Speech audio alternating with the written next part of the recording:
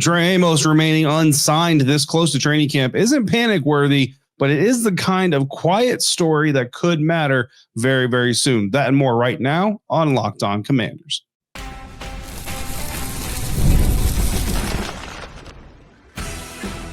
You are Locked On Commanders, your daily podcast on the Washington Commanders. Part of the Locked On Podcast Network, your team every day. This is Locked On Commanders. I am David Harrison, your guy on the ground covering the Washington Commanders. And not only am I doing it here for you 5 days a week, but I'm also covering the Commanders locally for WUSA9.com, as well as for Sports Illustrated's CommanderGameDay.com. I want to thank you for making Locked On Commanders your first listen or view today. And whether you're an everydayer or you're just coming through, I want to send you a special thank you. But a special thank you also goes out to the everydayers, those of you who make every episode part of your routine and your schedule. Greatly appreciate you doing so. If anybody out there has not already, please subscribe for free on YouTube or wherever you're listening to today's episode. If this is your first time here, I want to thank you for finding the show. Hopefully you like it. Hopefully you come back again very soon. Coming up on today's episode, why Terry McLaurin's contract talks may have shifted once again. Also, which 2024 departures from the Commanders roster received upgrades. And first, Trey Amos is still unsigned, part of a rookie contract trend that Washington is not going to be able to ignore. All of that is coming up on today's episode of Locked On Commanders, a proud part of the Locked On Podcast Network, your team every day. And today's episode is brought to you by Game Time. Download the Game Time app, create your account, use the promo code LOCKEDONNFL to get $20 off your first purchase. Trey Amos still does not have his rookie contract signed, and with rookie contracts set to report for training camp on Friday, every day that goes by starts to raise a little bit of concern. Amos still isn't signed, just days before the Commanders training camp is going to get underway for the rookies. Rookies report on Friday, and he's part of a league-wide standoff that could probably, and looks like it's going to, reshape how second-round rookies negotiate their contracts moving forward. Trey Amos, for the record, just a reminder, took part in all the voluntary OTAs, took part in mandatory minicamp, so not a holdout as of this moment, right? But he cannot, whether he wants to or not, is not allowed to practice at training camp without a deal. So cannot report to training camp without a deal as a rookie. Rookies are not required to have their contract signed to participate in OTAs and the mandatory minicamp, but training camp is a whole different animal. He is expected to compete for, at a minimum, immediate sub-package snaps as a cornerback on this defense, but possibly, and a lot of people already have the excitement, the anticipation that he's going to win the starting job out opposite of Marshawn Lattimore on the outside, while Mikey Sanders still moves back inside. And not for nothing, but the secondary depth is not super thin, right? Jonathan Jones certainly has starting experience. Noah Igbenogany did a fairly good job for the Washington Commanders last year as the starting slot once Mikey Sanders still moved outside. But beyond that, not a whole lot of competition, not a whole lot of experience. So they need Trey Amos to be on the field. And while we've all been kind of focusing in on the Terry McLaurin contract extension, it's kind of flown under the radar a little bit. Trey Amos is still not signed his rookie deal. Mikey Sanders still, as an example of why it's important for these rookie cornerbacks to get into training camp. I've already said it on this show every day, as you've heard me say this several times. Outside of quarterback, I truly, truly believe cornerback is the hardest position to transition from the college game to the NFL game. Trey Amos did a really good job of that during rookie minicamp, looked pretty solid during OTAs, looked really good during OTAs, looked really solid during mandatory minicamp. So it looked like he was doing a really good job of adjusting to the NFL speed, adjusting to what Washington Commanders offense was throwing at him, things like that. But again, training camp is where things get kicked up a notch, joint practice with the New England Patriots.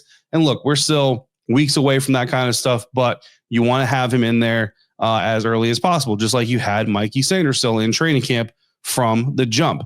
Even with Mikey Sanders still getting all those reps, weeks 1 through 4, Mikey Sanders still allowed a 125 passer rating against him, looked hesitant in space, and he was inconsistent in tackling, missing 3 tackles on just 17 opportunities in the first 4 weeks of his career. Now, he also had to shift outside early in the season. There were some other contributions going on there as well. His PFF grades during that stretch were around the 40s and 50s range. Not great, not the worst in the world, but it shows, right? There's a learning curve for DBs coming into the NFL.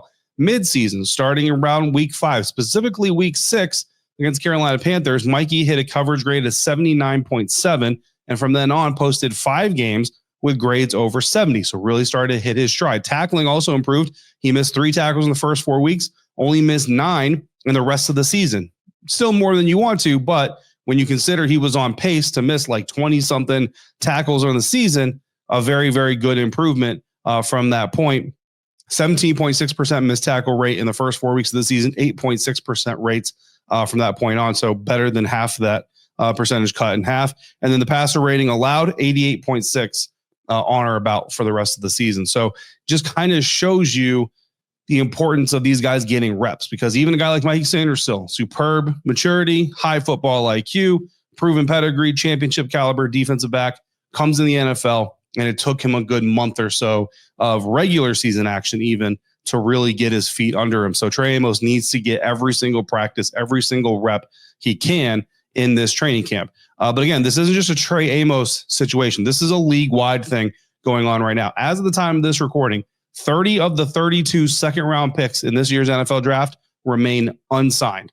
The root of the issue, according to NFL.com's Ian Rappaport, guarantees in the contract. We talked about this again earlier in the offseason. Every day, as you remember this conversation, rookie deals, the rookie pay scale, most of it is pretty much cut and dry. However, there are little things here, bonuses, guarantees, things like that these players do have some control over. These agents do have some wiggle room to go out there and negotiate. Well, the more of these rookies, and honestly, I think this is kind of an NIL situation, because what are NILs? They're contracts. What do NILs require? Typically some sort of broker, an agent, someone like that. So these young guys, these young rookies in the NFL, they're coming in with some of this business experience already. And I don't want to say they're not getting taken advantage of the way that other guys were, but basically they have a little bit more of ammunition behind them when it comes to negotiating with these deals on these contracts, things like that. The only 2 second-round picks signed right now, Carson Schwessinger, linebacker for the Cleveland Browns, number 33 overall, number 34 overall, Jaden Higgins, wide receiver for the Houston Texans. So the first 2 picks of the second round are the only 2 that are signed right now. Both of those guys have fully guaranteed deals. That is where the precedent is. Now, every other second-round pick wants a fully guaranteed deal. I'm assuming Trey Amos is in that boat as well. Speaking of Treys, Trey Harris, wide receiver out of Ole Miss, Trey Amos's teammate in college last year. Trey Harris is the first official second-round holdout because the Los Angeles Chargers rookies reported on Saturday. Chargers opened up camp just a little bit earlier than everybody else, so Trey Harris was supposed to report to camp on Saturday, did not, because he does not have a deal. So Trey Harris, the first official second-round holdout this year, but at this pace right now, it looks like there's going to be multiple teams around the National Football League potentially facing second-round draft pick holdouts. The precedent is real. It is already spread. It's not spreading, and it's time for Adam Peters to deal with it, along with trying to deal with getting Terry McLaurin's extension getting done. So if none of the teams fold, if none of the GMs, none of the owners fold on this, you could see multiple second-rounders delaying their entry into training camp, including guys like Trey Amos. Now, on top of this, there's actually 2 first-round picks still not signed to their rookie deals. Shamar Stewart, edge rusher out of Texas A&M and Cincinnati Bengals. He hasn't signed his deal. He's actually been holding out during mandatory minicamp and all that also. Even though he was allowed to practice, he's been putting his foot down saying, no, we're not doing this.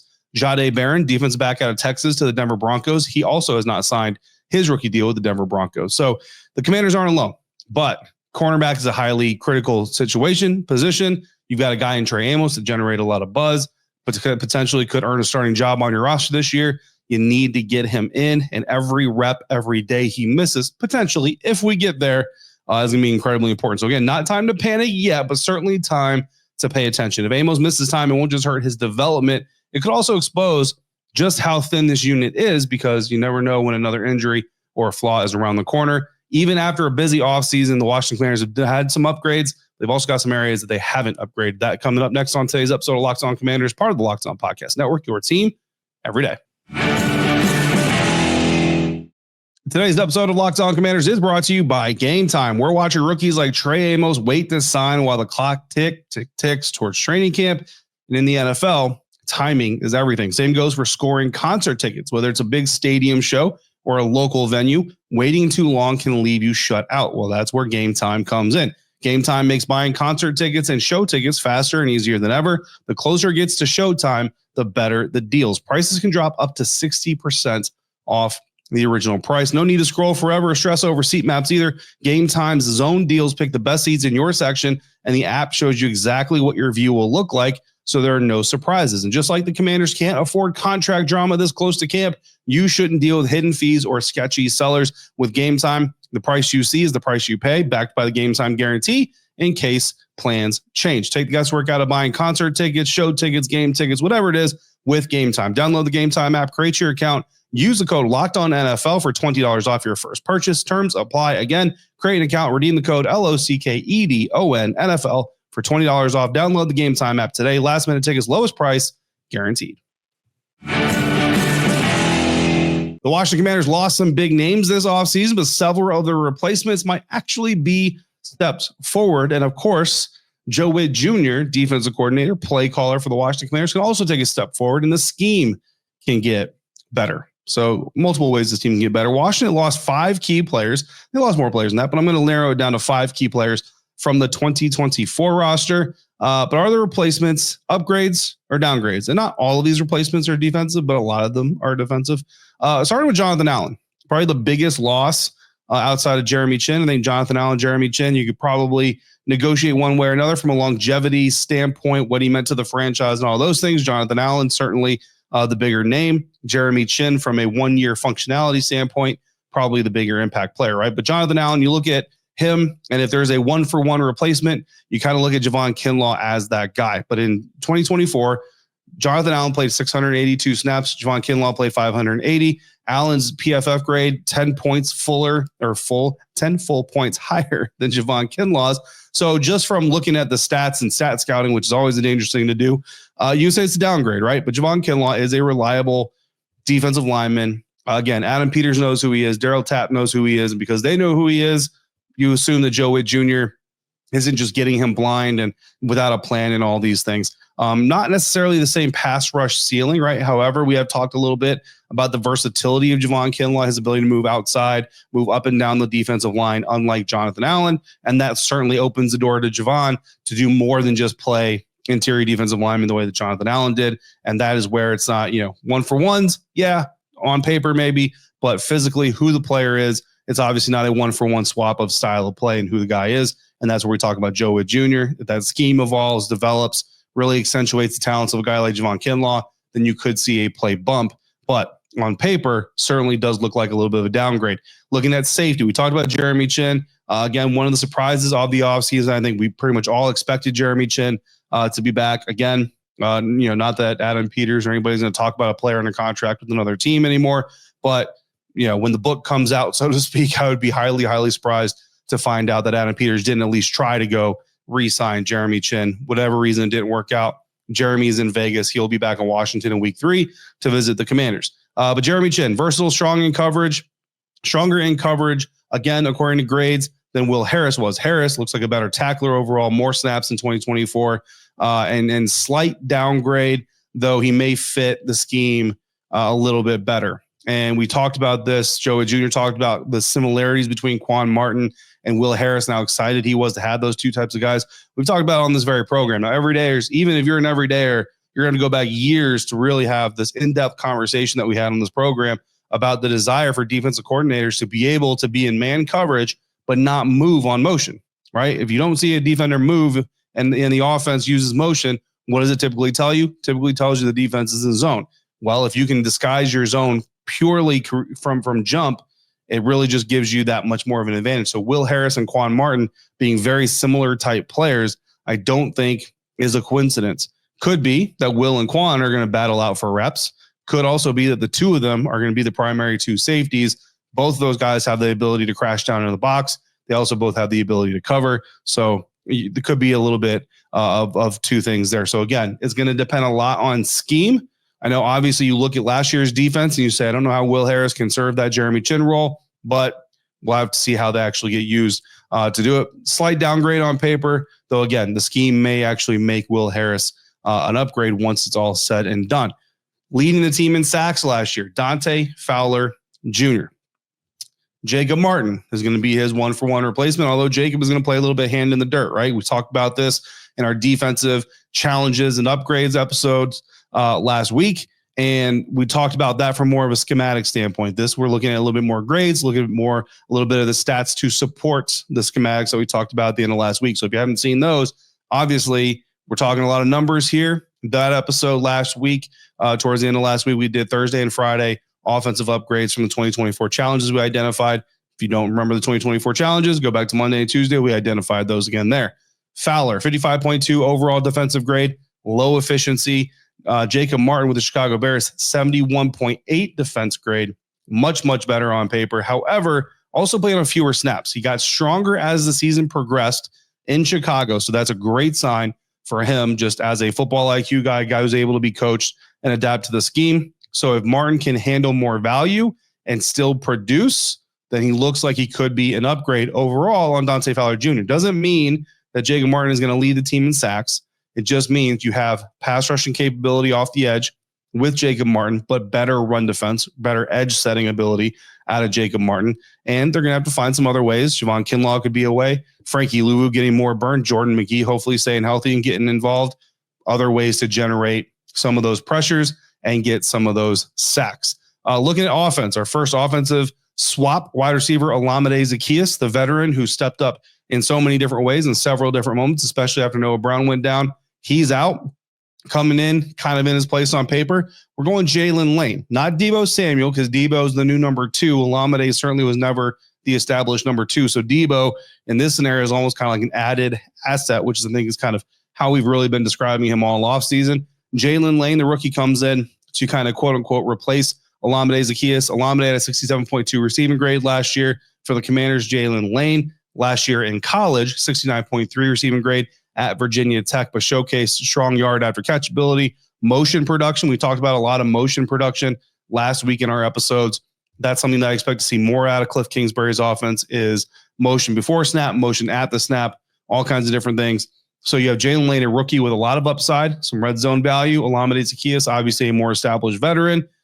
So how's that experience really going to play off? Again, my expectation on Jalen Lane is more down the road. And if that expectation is met this season with production, then he's not going to look like an upgrade to Olamide Zaccheaus, at least not in 2025. But potentially down the road, you can see him kind of fill that role and certainly kind of take that mantle from OZ that OZ established so well last year. Finally, Benjamin St-Juste, he's out. He's with the Los Angeles Chargers now. Jonathan Jones coming in.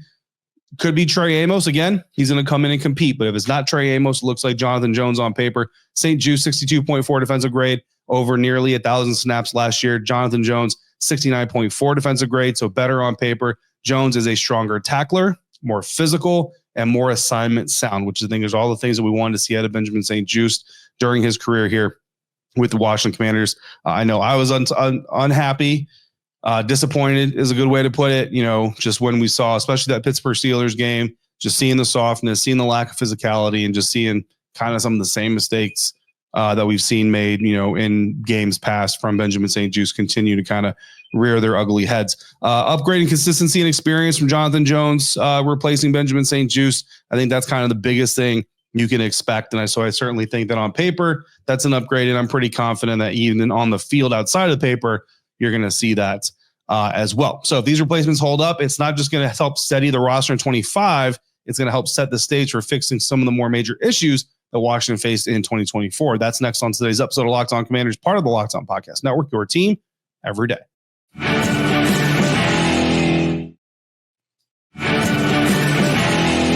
Fixing last year's flaws wasn't just about flashy signings. In fact, on defense, wasn't about flashy signings or trades really at all. It was about targeting the exact issue that cost Washington games in important moments. They weren't just signings. They were strategic moves to patch the Commanders' most damaging 2024 flaws. So again, last week we talked schematically about some of the challenges the Commanders faced in 2024 and how the scheme and the new players involved in those schemes may help fix it. Today, look a little bit more at the stat sheet and kind of how the new pieces and the new scheme adjustments can correlate with the numbers that we see. So offensive line starting there. Laramie Tunsil comes in. Josh Connerly drafted. Brandon Coleman moving inside.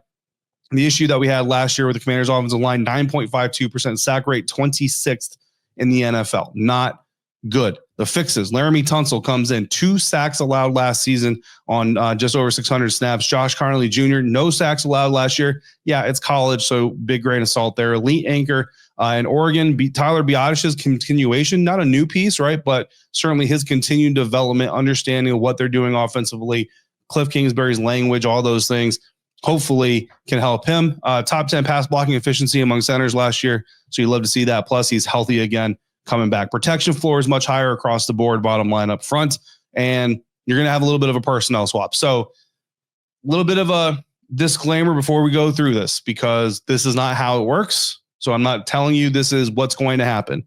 But I was just curious, if we took out Brandon Coleman and Cornelius Lucas, remember the 2 rotated left tackle last year, if we took out Brandon Coleman, Cornelius Lucas's snaps last year and their stats and replaced them with Laramie Tunsil last year, and if you remember what a lot of people will say is not a great year for Laramie Tunsil, I wanted to know what it looked like. So Laramie Tunsil played slightly fewer snaps than Cornelius Lucas and Brandon Coleman combined. However, you have to remember Cornelius Lucas also played some other downs, some other places, all those things. So I think in the wash, it pretty much comes out fairly close to even. It's about 150 snap difference.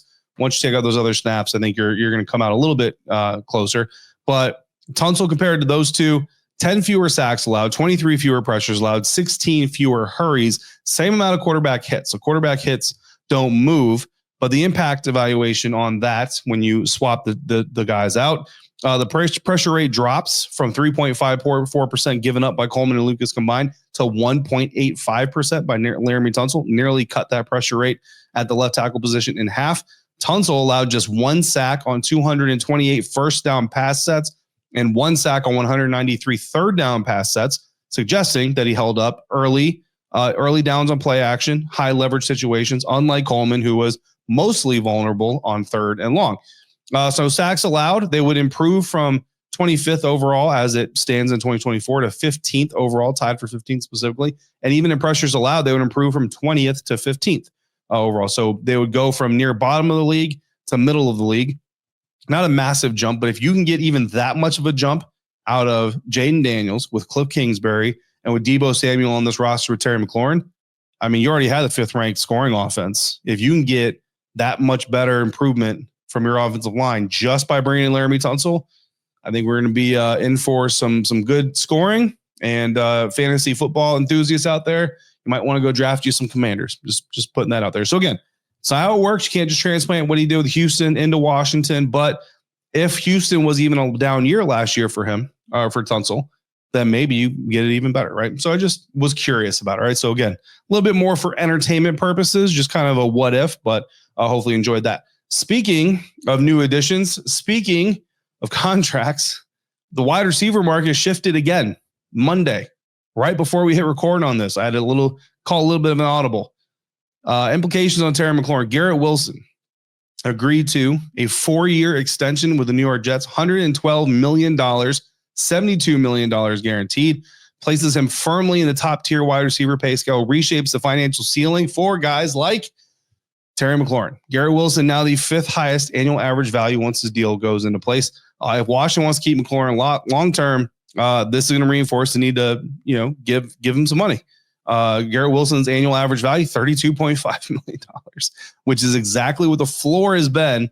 We've been talking about this. $32.5 million to us has been the floor for Terry McLaurin. It's hard to think that's a coincidence, right? But the New York Jets basically throwing a big old piece of data into the conversation for Terry McLaurin's agent and Adam Peters to consider. So, how much it impacts things, I don't know. But if Garrett Wilson's out here getting 32.5, and look, it's an extension. So Garrett Wilson now under contract with the Jets for the next 6 years. So it's a 4-year extension on top of that. So he doesn't start making this new money for a couple years. So that matters a little bit. It actually makes it a really smart move for the New York Jets. But yeah, another sign that the receiver market is climbing and climbing fast. And Terry McLaurin certainly is going to want to take advantage of it. Going back to one of the 2024 fixes that these newcomers could bring in, run defense on second and third down specifically. We know the run defense was bad, just kind of all around, but specifically on second and third down was even worse. They allowed 5.7 to 5.9 yards per carry on second downs, 137.5 rushing yards per game when you extrapolate that out. Dietrich Wise Jr. comes in, 4 tackles for loss, 15.9% tackle rates last year. Jacob Martin, we already talked about him, but as a better run defender than Dante Fowler Jr. is. 11 run stops, better edge support. So hopefully those two new guys are going to help really do that. And then Eddie Goldman, your anchor, your new rotational anchor inside, especially on run given downs, could certainly help out as well. So that's going to do it for today's episode. Next time on Locked On Commanders, Washington made some smart upgrades this offseason, but a few key spots are still vulnerable. So we're going to spotlight the best remaining free agents who can solidify the trenches